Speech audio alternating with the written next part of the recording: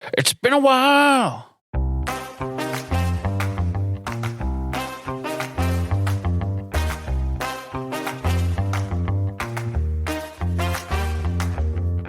This is the Flabbergasted Podcast, where we just can't believe you haven't seen it. Every episode, we discuss a movie that one of us has seen and the other hasn't. Follow us on Instagram at flabberpod and subscribe in your podcast app of choice. I'm your host, Rogi. Let's get to it. Today we're talking about the 2025 movie Mickey 17. Jess, it's been a while since we recorded, but I am excited to be back here in the studio talking about Bong Joon-ho's latest film. I'm just excited to be back talking with you about movies. Yeah. Unfortunately, I am very busy and it's difficult for everything to all be my highest priority. That's so true. I was telling Rachel this other day, when we first met, I actually didn't start with that, but backstory for listeners who don't know us. I did not expect you to grow into this very busy person. You have plans upon plans upon plans, and it's crazy, but I love that for you. I love that you have things you love to do. It's like playing a strategy board game or something where you start out with like not that much going on, but then you like build the machine and like it builds into something where there's a lot that's going on, like as you go later and later. I've always said that I don't make a ton of friends super quickly, but the friends that I do make, I usually make pretty deeply. Oh, so, yeah. They've just held on through the years. Yeah. So I've lived in the Warsaw area since I went to college, so, close to 15 years now. And you add one friend every couple of years, but you never stop being friends with any of those people. And then maybe it's 3 years in a row, I get a new really good friend. And then it's like, okay, well, I'm still committed to trivia with this group of people. And now I have a couple of new people at school. And then we add you guys, and suddenly it's either cut people out or continue doing lots of things. Yeah. And I'm not stressed about it. Life happens, things come up and whatever, but I really enjoy doing this. Yeah, nothing's really happened in your life in the last few months that would have made you too busy to record a podcast about all three Godfather movies. Oh my goodness. Yep, that's on the list. But before the Godfather movies, this is our second Bong Joon-ho movie. Our last one being Parasite. Thank you, Jeremy. Now, Bong often he's going back and forth, and with his last few movies, it's been one American studio. This is a a Warner Brothers produced film, and before that, he has a studio in Korea that produces the Korean films. And so it's like you've got a Snowpiercer, and you've got and then an Okja, and then a Host, and then a Parasite. So it's like he kind of goes back and forth between them. And this is the American style for sure. So how many of his movies have you seen? I have only seen Parasite and Mickey 17. Okay. I would love to go back and watch some of the other ones. I've been hearing more and more about Snowpiercer and Mother and The Host. And Mother sounds like a creepy one.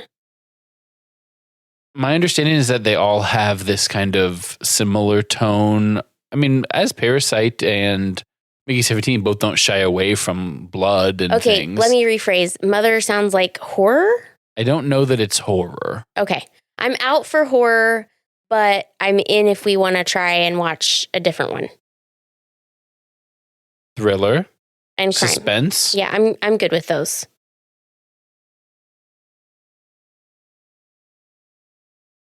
Is that a definition of thriller? That's the genre listing.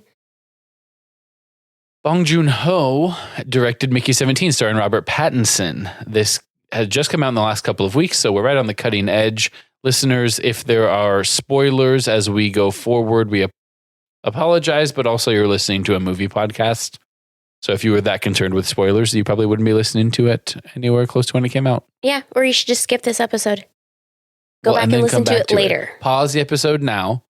Go see Mickey 17, preferably supporting your local movie theater, so that movie theaters continue to exist for the next 10 years. And then come back and listen to the rest of the episode. Agree. And comment. Mickey 17 is a movie about Robert Pattinson being chased by a loan shark, causing him to be desperate enough to sign up to be downloaded into a computer, and then they can print off new copies of him. Yes. He's an expendable is the term for sure, but that doesn't necessarily, yeah.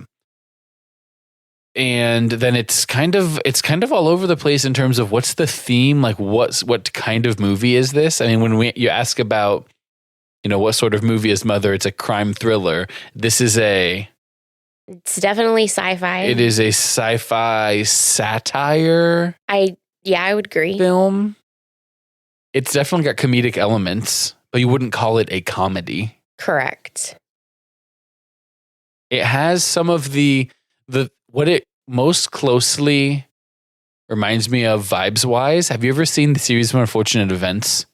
Netflix series? I've Neil Patrick seen Harris? a few of the episodes, but I haven't seen all of them. And, have you read the books? No. I am enough younger than you that those kind of came out. I missed that one. It would have been a little more relevant to me. Yeah. There are a lot of characters that are introduced kind of every book. It's some of the same characters, but going into a new setting. And each of the characters always has kind of one quirk that they keep pushing. Yes. And it's very reminiscent of Ilfa's obsession with sauce. And it's kind of the one thing. And it's kind of an allegory trying to tell you about something else about her personality. But that's what it reminds me most of. I can see kind that of a grimy, from my limited weird, experience, but yeah. Yeah, definitely weird. I would say that we're also trying to hit on like quite a few different themes. Did you have the biggest like theme? Like, what is this movie trying to say that jumped out to you the most? So I'm going to say the thing that I appreciate is I'm not going to articulate this really well because I didn't really think about it too much, but the girlfriend whose name I've just forgotten, Nasha, throughout the entire movie, she's always seeing Mickey as a whole person, no matter his version number, if you will, or whatever. Like, I think that's something that's key because everybody else is looking at him as expendable, as his title or designation or whatever. And so I think that's really important because we're coming into a time, a place in the world, I don't really know how to say that, but where people aren't always seen for who they are and aren't always seen for their individualization and aren't always seen as like real people. We just want to generalize people and go with that. So to me, you've just devalued, right? Yeah. I mean, based on ethnicity and sexuality and all kinds of things, for sure. Yeah. That was one I wrote down 4 potential themes of the film, and one of them was what it means to be human, the concept of humanity, right? Because, I mean, his entire personality and memory set is downloaded into a computer within the first few scenes, right? It's one of the earlier things that we see happen. So, yes, he can be printed out. Also is not like a foreign idea. That maybe was a bad way to say it. It's not an original idea necessarily because there have been other sci-fi movies in the past that have that concept. Absolutely. It's just kind of a different way of, this has normalized that. It's getting into the nitty gritty. It's like the day to day. We're watching him get printed out, and sometimes they forget to put the rolling table there, and his body just flops down onto the floor. Which every time that happened or something crazy, I was like, "Oh, guys, come on!" Yeah. Like that spoke to the empathy in me, and I was like, "This poor guy, like what he's experiencing." But it's realistic. Like in that scenario, I mean, we haven't said. There's lots of plot points that we haven't said, but Mickey keeps getting printed out they're on a ship, and most of them are them traveling to a new planet that they're trying to make habitable. Yes. And on that ship, there's employees there, and it's not exactly the cream of the crop, best and brightest that the world had to offer. And so they're going to be distracted and forget to go grab him. They're going to put sometimes they're going to put a low priority on it. They're just not going to care that much. There's all kinds of different reasons why he's either just allowed to die. I mean, he is viewed as totally expendable. Yes. Yeah. So it's definitely the ethics of how you can see why a corporation would want an employee like that, but are we really okay with that existing conceptually as humans? Because they're not even, he has like no rights. Oh, none. Yeah. They're not talking to him. It's constantly just expendable. You go do this. Yes. And then when they reprint him for the purposes of their, when they give him the disease or whatever, and they're trying to monitor the symptoms, or when they send him out on the spaceship and they're like, I need you to take your helmet off so I can see what you're feeling like. Like, that's like, human trials at like the most extreme, right? And there's total... It makes you have empathy for the monkeys and rabbits and rats that they use when they still conduct trials on things. Yeah. So I that's definitely a thing. I also have classism.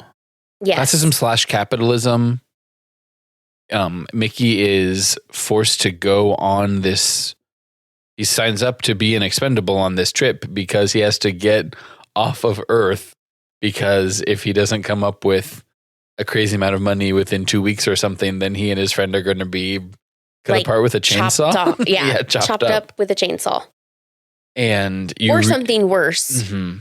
And so you really see the stratification of like all he can sign up to do is be an expendable, right? Because he doesn't have the money that's required to go through life. And then even when it's not money, once they're on the ship, there's sort of other forms of currency. Food. You've got the drugs, you've got the food.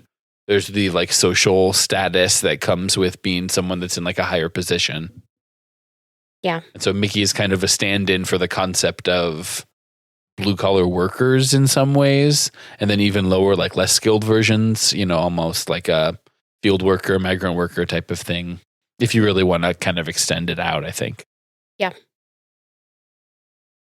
Now, there's a whole nother part of this movie that we haven't touched on at all, where Mark Ruffalo and Toni Collette play a couple who are, very clearly.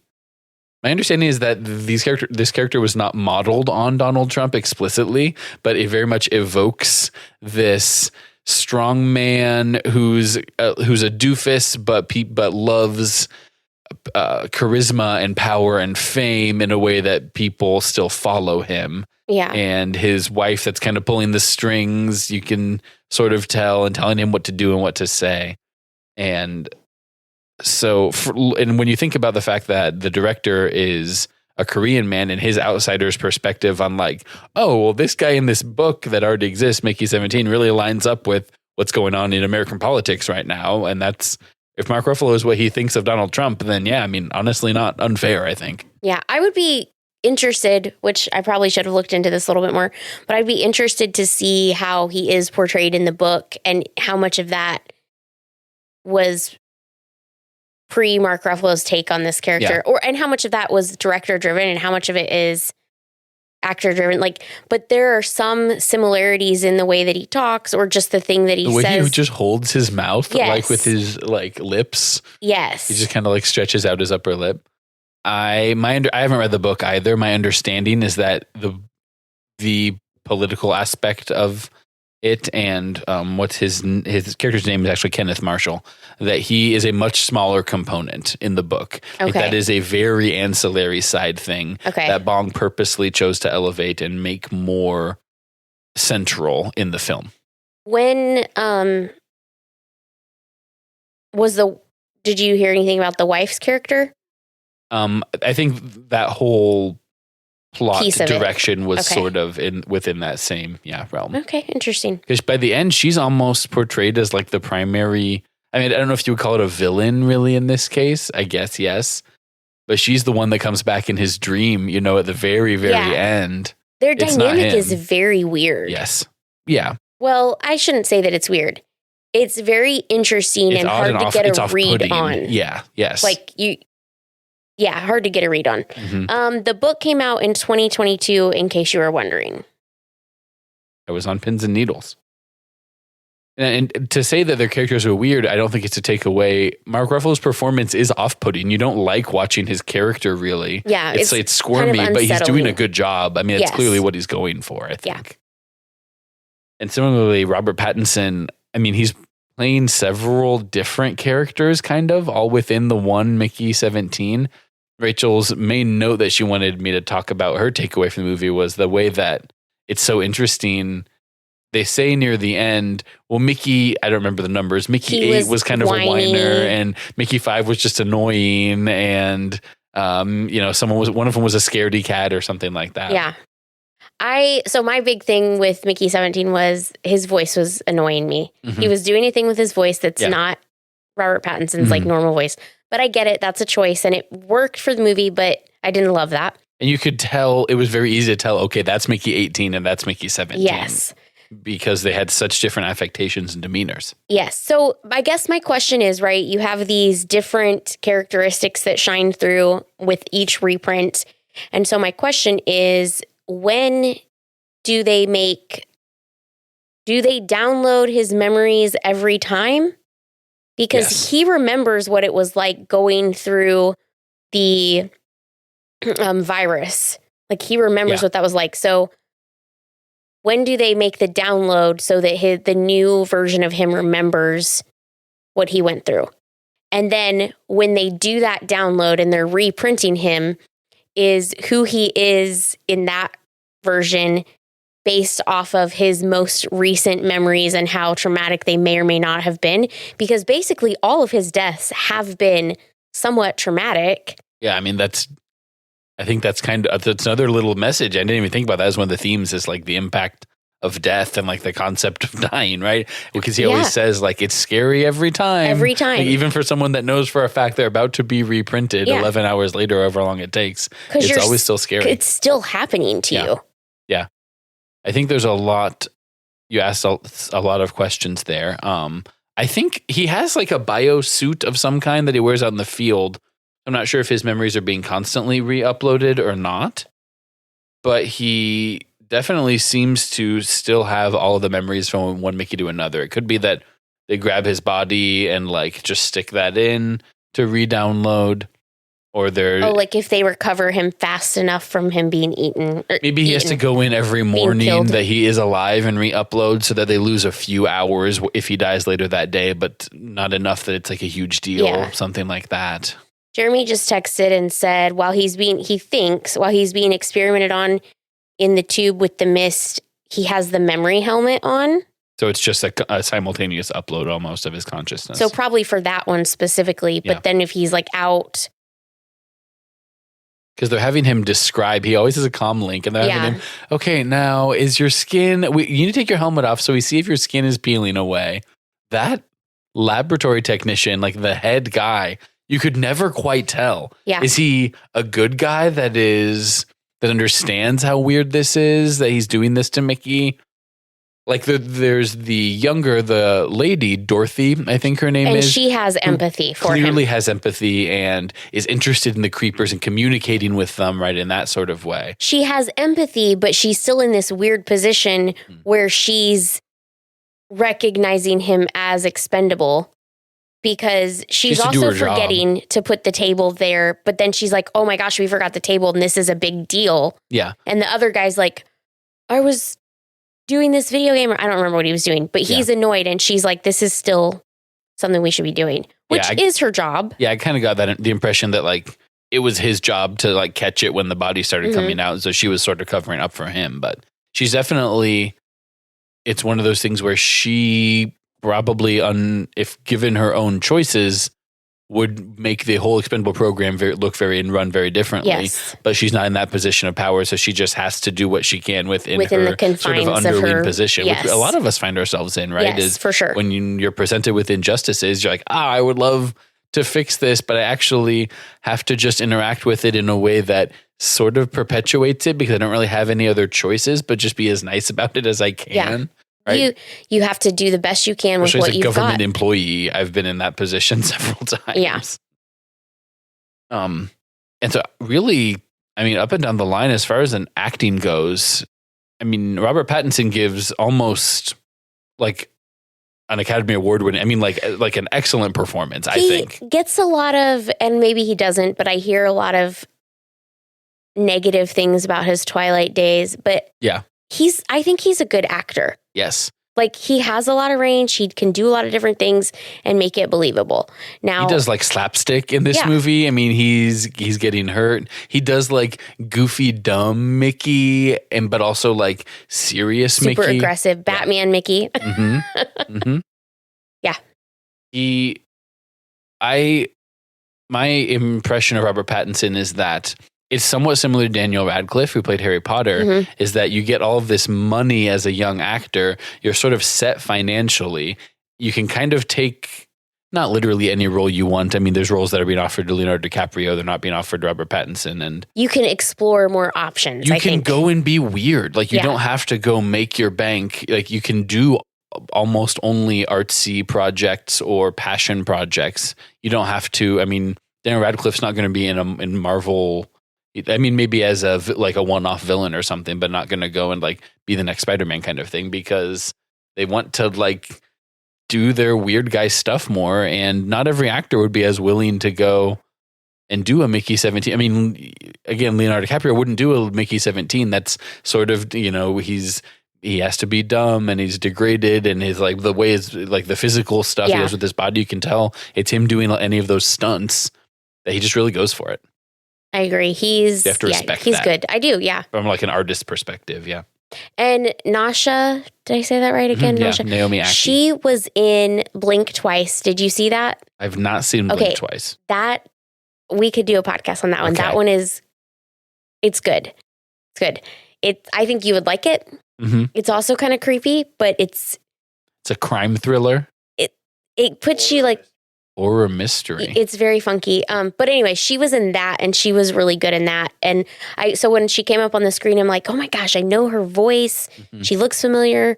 So it was nice to see her in something else. Yeah. And she's really good. I think it's cool that we subvert. Normally in a movie like this, things would be kind of flipped, and it would be a man who is in the position, who is like she's intelligent, she's competent. Yes. She knows where she's at morally and ethically. Like, she knows what steps to take.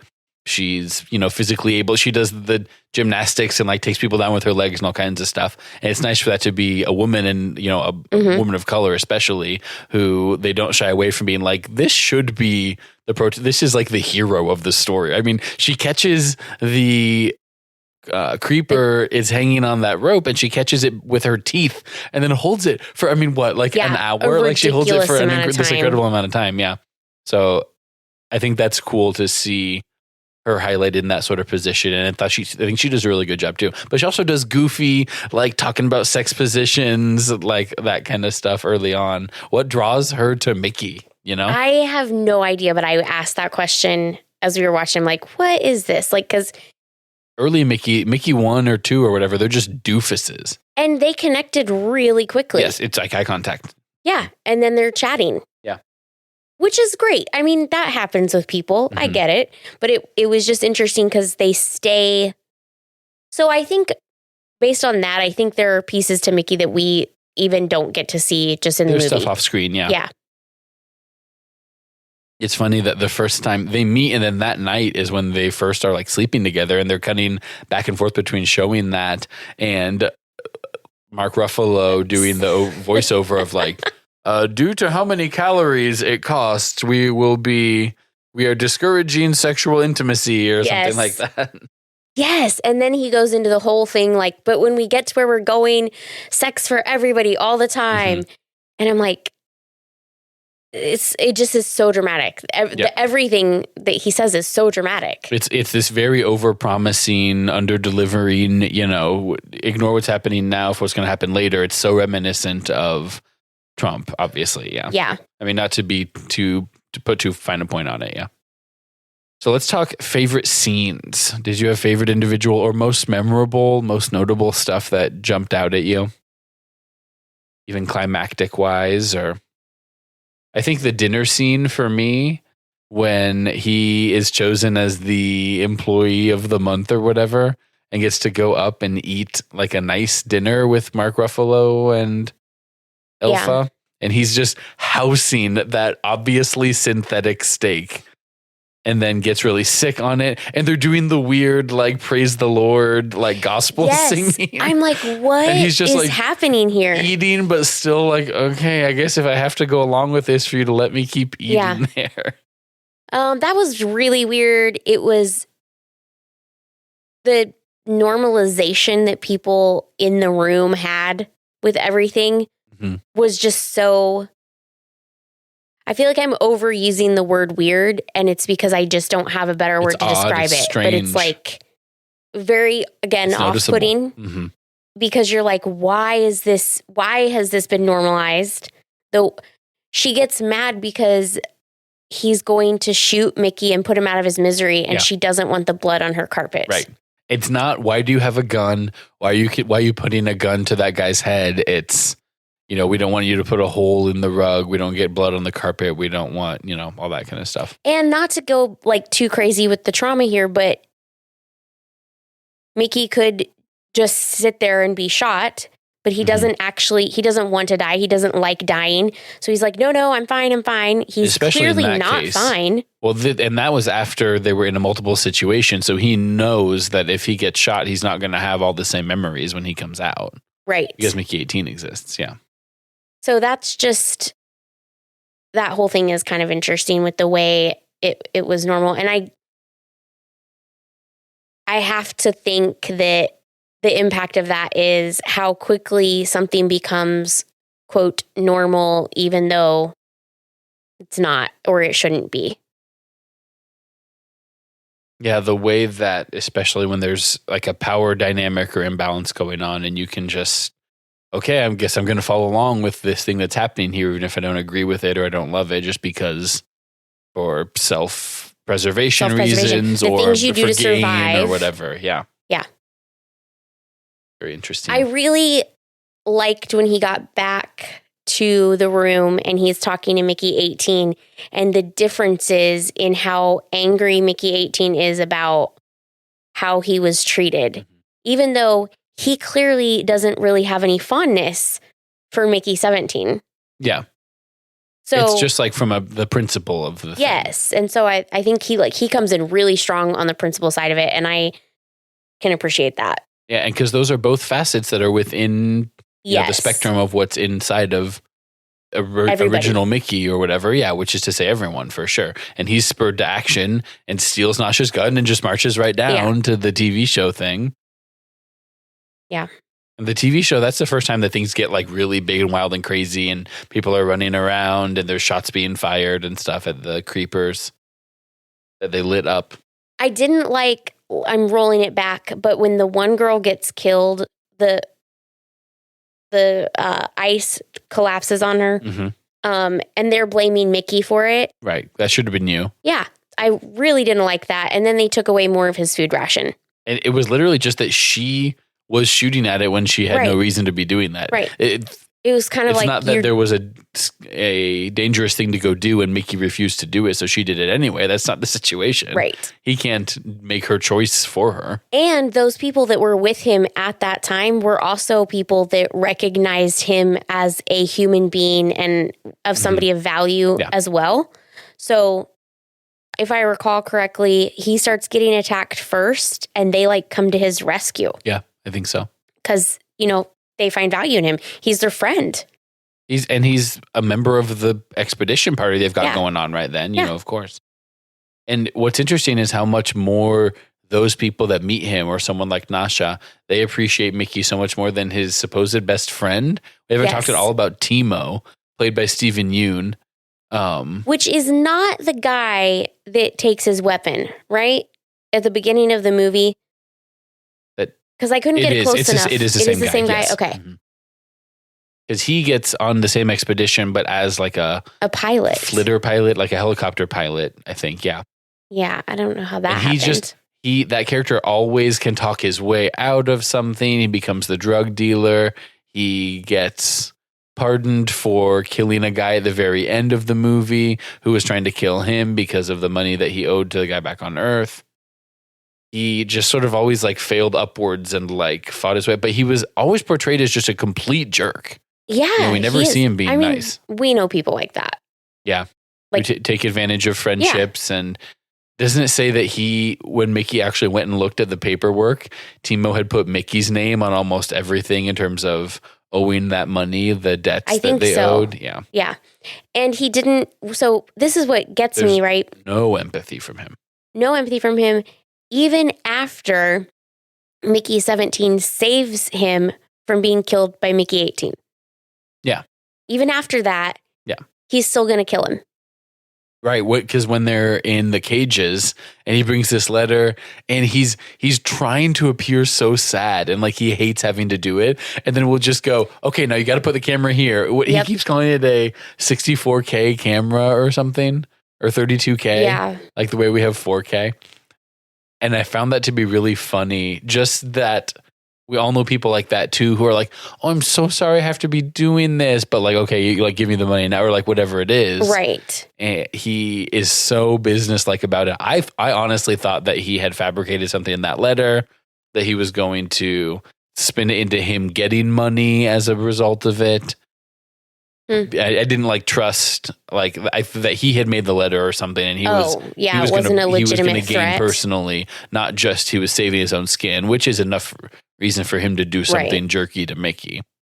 And then Nasha's like, "Shut up, you're being a horrible person," which I also love. So I don't remember who initiates it, but she and Mickey 18 like launch this escape plan, and they win. Yeah, because they're working together, which I think is just great. Like competent, yeah. Well, and I guess what I'm trying to say there is, I guess that goes back to her loving every version of him and being like connected with every version of him. Like she knew him and he knew her. And that goes into one of the funny scenes where she's like, "So I've got 2 minutes." Like they're high. She and Mickey 18 had both used whatever this stuff was. The flamethrower liquid. Yeah. And she writes 17, 18 in lipstick on their chests. And it's like, all right, well, I've got 2 Mickeys. So here we go. And Mickey 17 is just not, Mickey 18 is fine with it. And 17 is not. And, I guess we all have that inside of us, is that depending on the mood we're in, you may be totally up for or completely not up for something. Pretty funny. How did you feel about the creepers? Did you ever come around to them being cute at all? Oh, I did not think they were cute. No, I never did. Never thought they were cute, but I did think that they had value as individuals. Yes. Kind of thing, yeah. Yeah. And so immediately I'm a little, at the first time I'm a little like, okay, are these monstrous alien type creatures that want to eat and devour? Okay, so then we find out pretty quickly that they're not like that. Yeah. And then I just have empathy for them and I don't want them to get hurt. And I'm really annoyed that they're getting shot at and that what's-her-face is cutting the tail off. Mm-hmm, the live one. I'm very annoyed about all of this. In the theater, because Rogie and I saw this with Rachel and Jeremy, and Rogie and I were sitting next to each other, and I looked at him, I'm like, I'm not loving this. I'm not loving all of this crazy stuff. You're not supposed to love it. You're not supposed to be like, yeah, get the creeper. Yeah. Like it's... But it's like watching movies about dogs that die. Yeah. Not my thing. Like, it's because they're using that to get empathy from you or whatever. Yeah. Which is very easy way to get empathy from me. Like, very easy. It's a creature. Yeah. Bong's obviously very successful at getting us to empathize with these creepers. Like, hey, they were already living here. Even though they're weird looking. They're hospitable. I mean, so what's really interesting is that your empathy ratchets up once they can communicate with them. And you notice earlier on that he's like weirdly clicking, like he's going. Yeah. And you're like, is he purposely communicating? Does he not realize he's doing it? Is it a partial tongue situation? But by the end, they're just having full conversations with the mama creeper.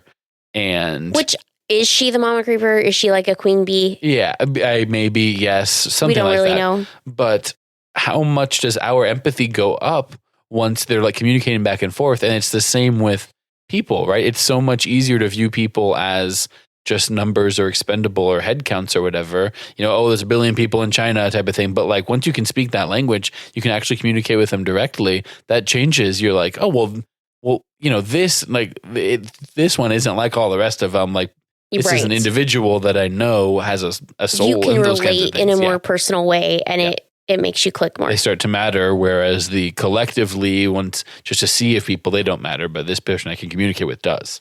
Yeah. One of the good ones. It's the generalization of. Yeah. So I think that's most of the favorite scenes we've hit on that I had come up with. I also really liked anytime he was doing the slapstick stuff. So when Mickey 18 steals the gun and is marching down to the TV, and Mickey 17 is just like running after him, like kind of arms and legs like flying, running into the walls and stuff, like, no, we gotta catch him, Nasha, and stuff like that. That's one that sticks out to me as whenever 17 and 18 are interacting like that, I always enjoyed it. Because he is I feel like he's exaggerating the annoying, less confident version of himself, right? Yeah. 17 is very clearly less confident. Oh, yeah. But he still also knows what he believes and isn't afraid to, like, fight for it. And it's hard to say if almost he's exaggerating it or if it's just in more stark relief because we're seeing him next to Mickey 18. We can see the different version. So he could just appear more whiny because 18's not that way. Yeah. And sometimes you're just like, 18, like, get on board. Like, 17's making good points, Yeah. He is always pretty antagonistic with 17. By the end, he's the one that sacrifices himself for the greater good. Which was adorable. Takes down Mark Ruffalo. Maybe that's a bad word to describe it. An explosion with like a suicide vest. Admirable, yes, is maybe the word we're looking for there. And I like that he points out, because Mark Ruffalo is trying to manipulate him and talk about how Mickey 17 is weak and everything. And 18 points out that he's scared too. Like, he doesn't want to die. There at the end, Mark Ruffalo is recognizing his humanity. Like, I know, like, both of us don't want to die. He'd already deleted the memories. He's basically just a regular person at that point. He's no longer expendable. And so he's like, you knew the whole time that this individual had humanity within them. And so the fact that you're bringing it up now is just all that much more disgusting. Manipulation. Yeah. It's so manipulative. Yeah, for sure. You got to appreciate that about 18. And I think that's one of the interesting, subtle, not even that subtle, but the points that the director is making throughout the course of this film is, I mean, halfway through the movie, 18 marches with a gun and fires a shot and almost kills Mark Ruffalo, right? And in the end, killing Mark Ruffalo and Ilfa dying were great, and everything turned out great at the very end. And it's a little Pollyanna, like, oh, and everyone lived happily ever after. But sometimes it's good and important to kill the fascist that is in charge and running everything, I think not that we would advocate for explicit violence, especially politically here on the Flabbergasted podcast, but theoretically we might. So Mark Ruffalo's character dies. Agreed. She dies. I think she dies. Or she gets... Off screen, it said that she killed herself. She slit her own wrist once she was in custody. Because we haven't really talked about, there is sort of there's a police force of some kind.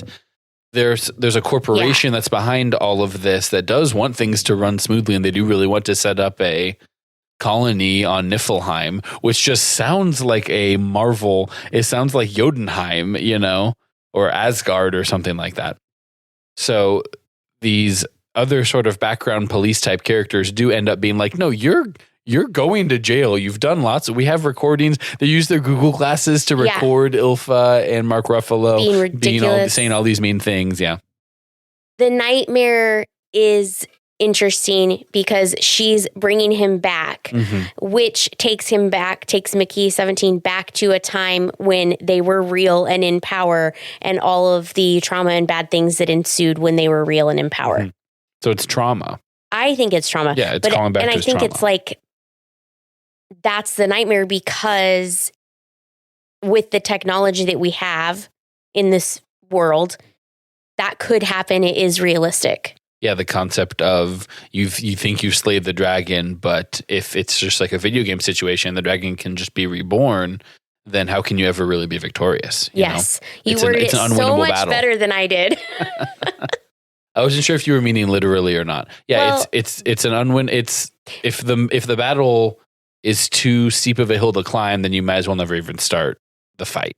Yeah, but then if you don't ever fight, you can never ever win. Right. So it's really that's what they contradictory. want you to think, is that you can never win, so that you never start, never try. Yeah. I was thinking literally, and also not, because just because she could bring him back, that's one thing, but also other people could rise to power and create very similar circumstances. So it's also important to beware of not letting that go too far anyways, which is why they blow up the machine at the end. Yeah. Right? Like if they keep it around and they're like, oh, let's just change this a little bit. How do you know you're not getting back to where you were at the beginning? Because you can spin that machine to being like an eternal life sort of machine, you know? Yeah. If everyone puts their brains in here and uploads it every day, then, you know, God forbid something happens, then we could, you know, re-upload you and that becomes a slippery slope. Which is sort of the plot of Altered Carbon on Netflix. Okay.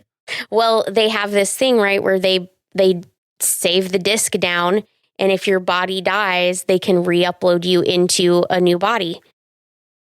And so then Sounds there's like an episode of Black Mirror. probably is one like that. Honestly, there's probably a Twilight Zone episode like it too. Probably. You know what I mean? It's not a new idea. It's kind of surprising that no one thought to use the machine to just make a million clones of the same guy as like just a literal army, you know? One Hello, guy Star cloned Wars. himself a bunch of enough times. Yeah. Well, Yeah. You got the Palpatine, all that stuff too. Yeah. Somehow he returned. So, we are excited to go back and look into some of the back catalog of Bong Joon-ho. I think Snowpiercer is one that's supposed to be a little more accessible. That's one with Chris Evans. Yes, I'm in for that. So that could be exciting. Listeners, if you have a favorite Bong movie or a favorite different Robert Pattinson movie or a favorite example of the assassination of a fascist dictator resulting in a net positive for the world politics and the individuals who live within it, we would love to hear from you at our social media. We're at flabberpod, wherever you get your doom scrolling. Do we have a Blue Sky presence yet, Jeremy? You'll have to get our social media intern on that. Thank you so much. I don't even know what you're talking about. Blue Sky? Yeah. Oh, Blue Sky's like Twitter. Mastodon is like what if Rogi couldn't understand how to use Twitter? That's Mastodon. Blue Sky is like what if Twitter was called Blue Sky? Oh, okay. Yes, and not full of Nazis. And a little more, well, I don't know the word I'm looking for, and that's just going to take us further down the political rabbit hole.